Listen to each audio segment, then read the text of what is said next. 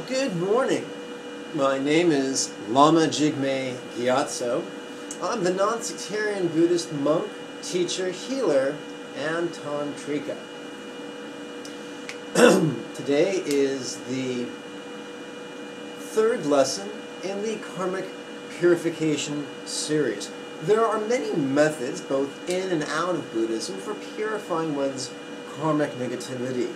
The method I'm teaching in this series is both easy and transformative. Not only does it improve our karma, but it improves our peace, our joy, our love, our wisdom, and raises us to greater familiarity with the 8 jhanas of pleasure, the 6 R's of wisdom, and both the karuna and metta of compassion and love. Put them all together and you get the quick path to great enlightenment.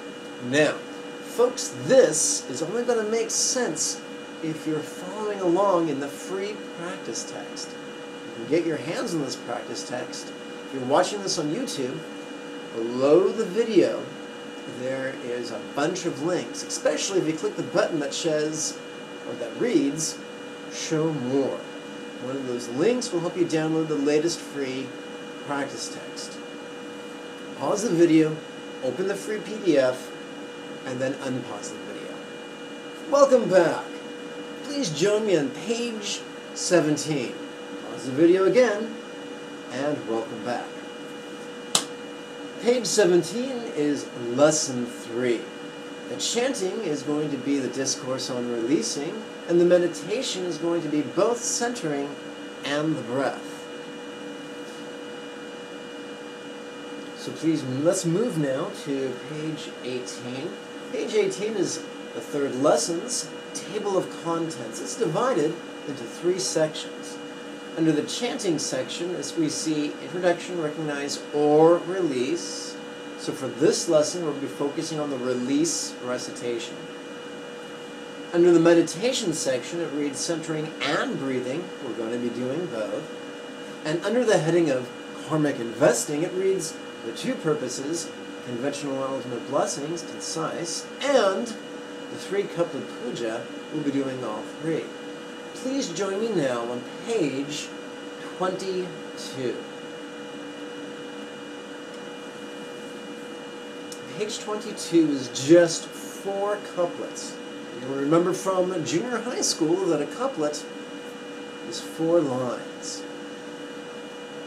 Allow me to read to you the first couplet. When a feeling or thought arises, the contemplative releases it, lets it be there, without giving any more attention to it. Allow me to draw your attention to the first word of the first line. It says, when a feeling or thought arises. It doesn't read, if a feeling or thought arises, because it's a certainty. I'm reminded of the movie The Matrix. In the final battle scene, I take it back, in the second to last battle scene with Agent Smith, between Agent Smith and Neo, Agent Smith says something I'm going to paraphrase. Do you hear that sound, Mr. Anderson? That's the sound of inevitability. My folks, you know what's inevitable? Thoughts are going to pop into our head. Sometimes those thoughts will be memories. Sometimes they'll be fantasies. Sometimes they'll be projections about the future. Sometimes there'll be calculations about the present.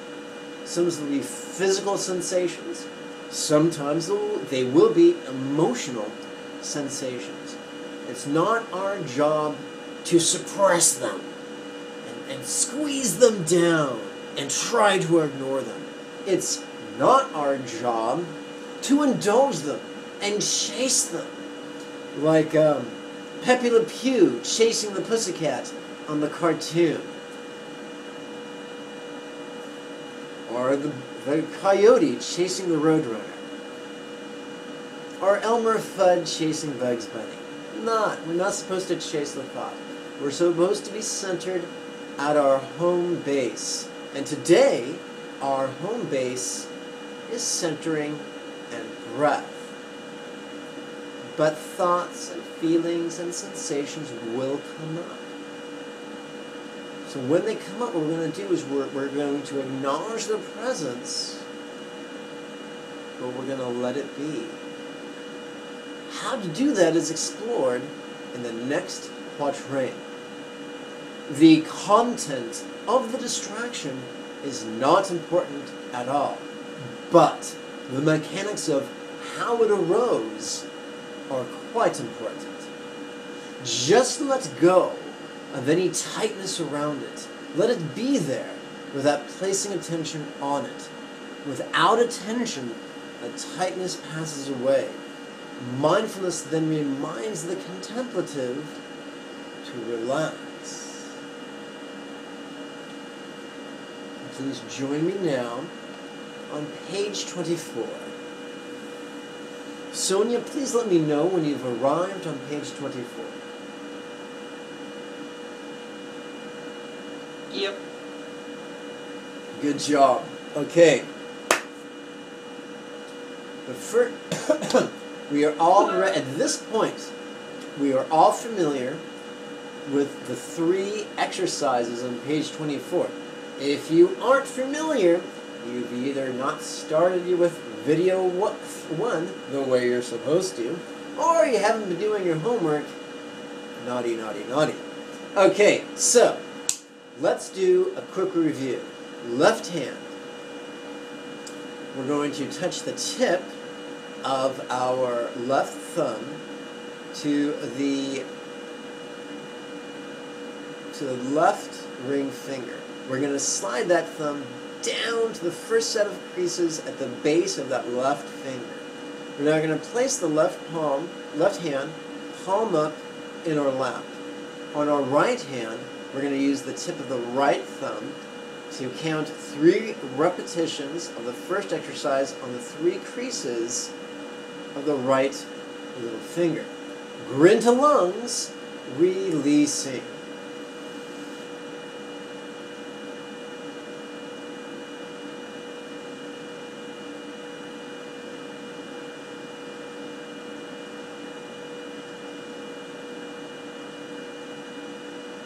On our right hand, we're going to use our right thumb to count 3 repetitions of the second exercise upon the 3 creases of the right ring finger. Grin to diaphragm, releasing.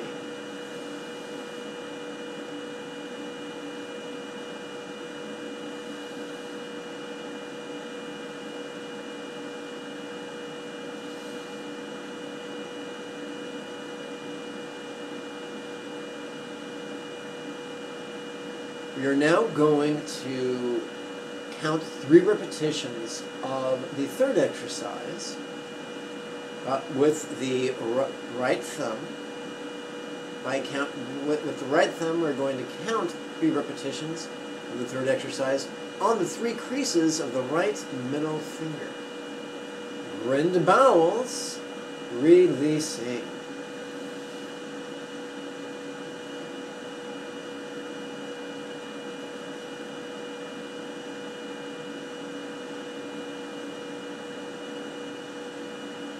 Please join me now on page 25.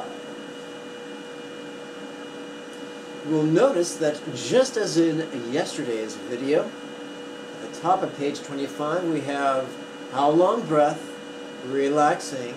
To the right there's an X, an apostrophe, an S, and the number 27, which tells us we intend to do this for 27 breaths.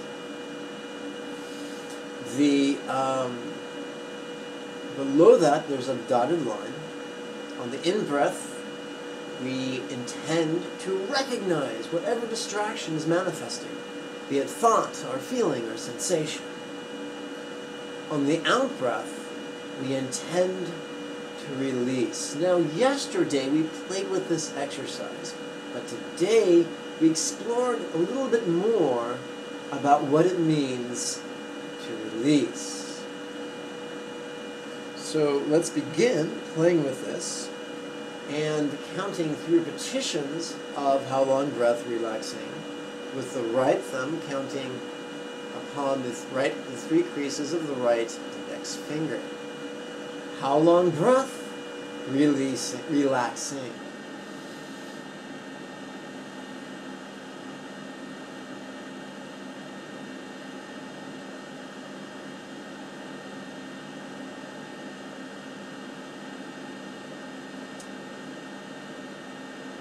Well, we've just completed 3 repetitions of how long breath relaxing. To prepare for the next 12 repetitions, we're going to turn our attention back to our left hand. And we're going to slide the tip of our left thumb up our left ring finger to the second set of creases. We're going to put that in our lap. Our right hand is going to rest upon the left. And again, we're going to count how long breath relaxing. First on the pinky.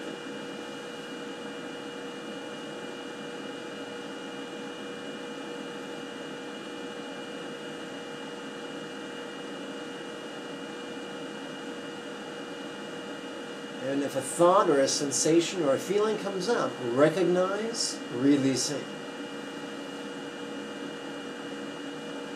We're now counting on our right ring finger.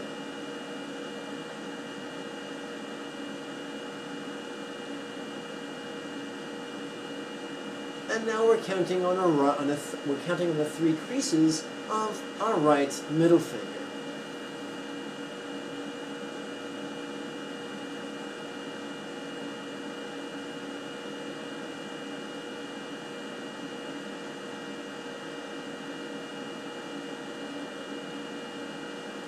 Recognize, releasing.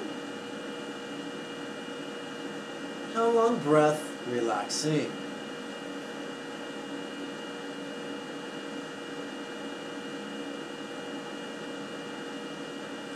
We've completed approximately 15 repetitions or 15 breaths of how long breath relaxing, occasionally substituting recognize, releasing when it's appropriate. For our final set of 12 breaths, we turn our attention back to our left hand. Take the tip of our left thumb, slide it up our left ring finger up to the 3rd set of creases. Left hand, palm up in our lap. Right hand, palm up upon our left. We return with our tip of our right thumb to the 3 creases of our right little finger. How long breath relaxing.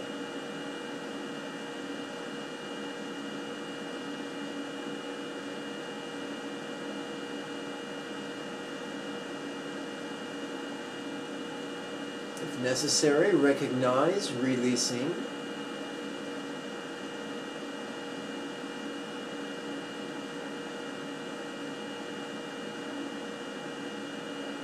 How long breath relaxing.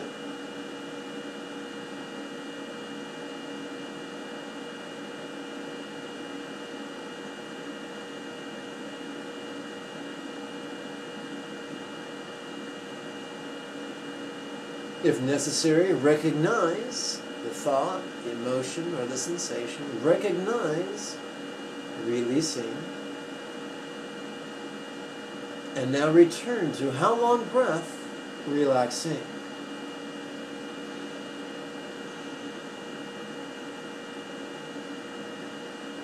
Congratulations, you've learned how to count 36 breaths on just 5 fingers and 2 thumbs. I call that the Bronze Age method of keeping time. But more importantly than that, you've practiced the wisdom of recognizing and the wisdom of releasing.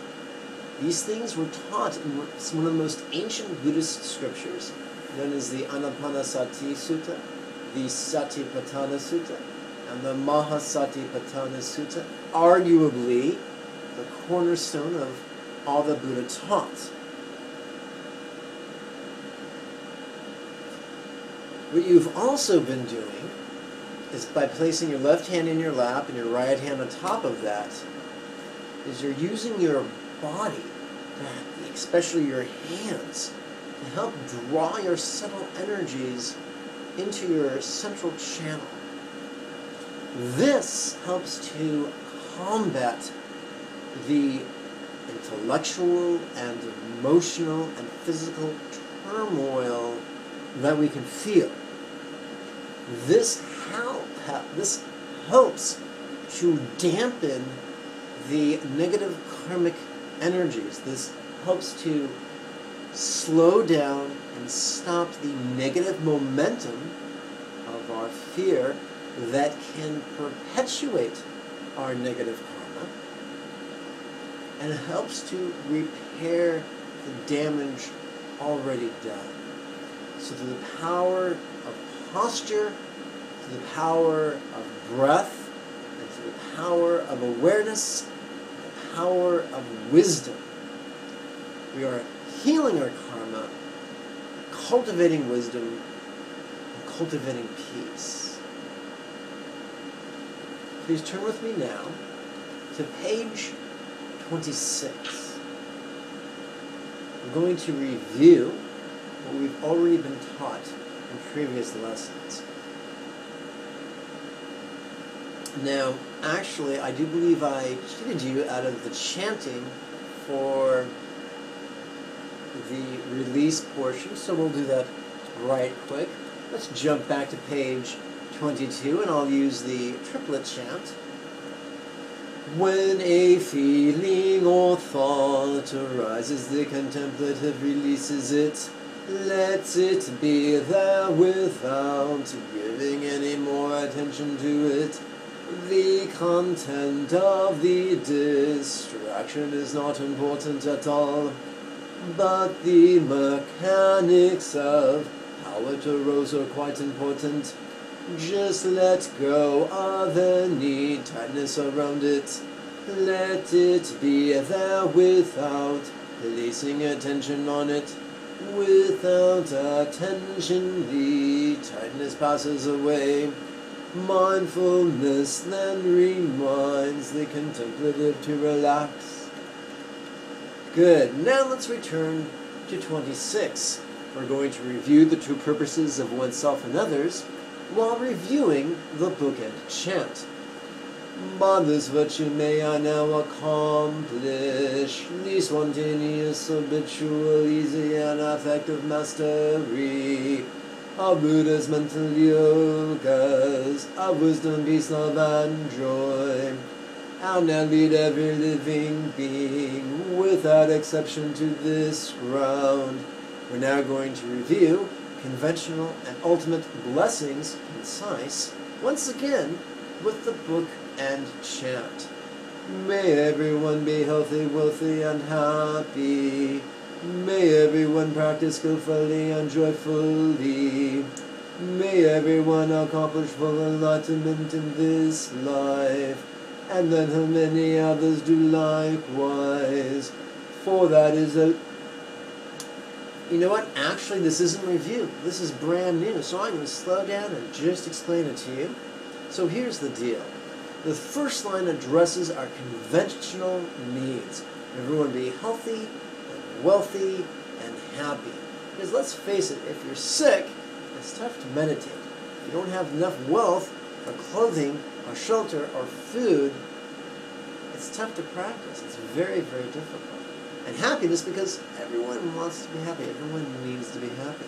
Second line deals with the needs of practice. Everyone practice skillfully, because if we're not practicing appropriately, we won't get good results.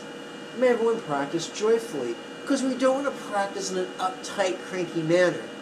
We want to be relaxed and playful and joyful. Third line.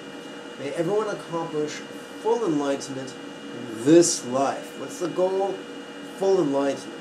When do we want to do it? In this life. We're not going to wait the length of 3 universes to do it. We're going to do it in this life. Buddha said it can be done in 7 years, or 7 months, or 7 weeks, or even in less than a fortnight.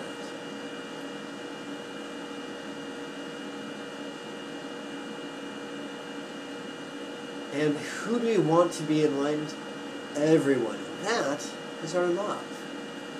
For truly that is the meaning of life. What? What's the meaning of life? Practicing for ourselves and also intending that everyone else benefit from our practice and practice likewise. For oneself and others is the meaning of life. And then we do the, what I call the wrathful mantra, or the energizing mantra, Jai, which is devotion, Buddha, which is the founder of this tradition. Whether this Buddha was real or imagined, a good Buddha statue inspires us by the idea that we can become something more than we are. We can accomplish the 8 jhanas of joy and peace and bliss. We can master the 6 R's of wisdom.